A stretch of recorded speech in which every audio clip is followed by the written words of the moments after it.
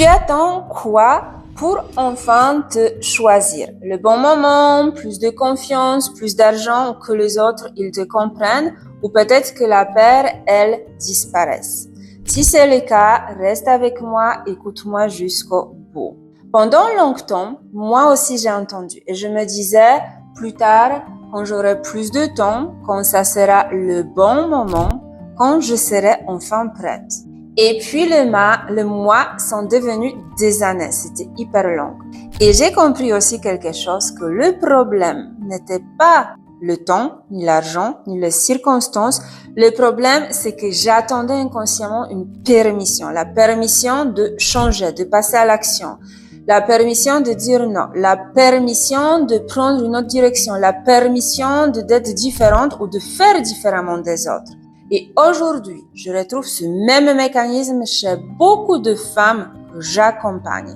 Elles savent déjà, elles sentent déjà, leur corps leur dit déjà, mais elles attendent encore. Parce qu'elles espèrent qu'un jour, elles auront moins peur, alors que la peur, elle ne disparaît presque jamais avant le passage à l'action. Elle diminue après. Tu n'attendras jamais de ne plus avoir peur, tu attendras seulement plus longtemps. Et pendant ce temps-là, c'est ta vie qui passe et le temps qui s'écroule, qui coule. Le jour où j'ai arrêté d'attendre la permission, je n'avais pas plus de confiance en moi. Je n'étais pas prête, je n'avais pas toutes les réponses, mais j'ai simplement décidé que rester au même endroit me coûtait plus cher que le changement, que oser décider de changer.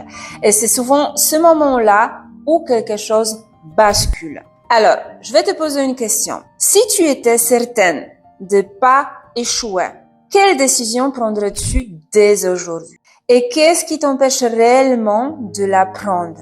Si cela résonne pour toi, écris-moi simplement, allez, j'y vais en commentaire ou en message privé. Si tu ressens qu'il est temps pour toi d'arrêter d'attendre et de mettre de la clarté sur ce qui te retient encore aujourd'hui, sur ce qui résiste, je t'invite à réserver un appel découvert.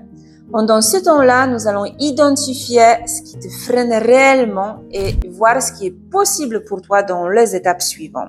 Tu peux aussi commencer en douceur par découvrir une séance de déprogrammation émotionnelle énergétique, le Dyson sur le marché, comme je l'appelle.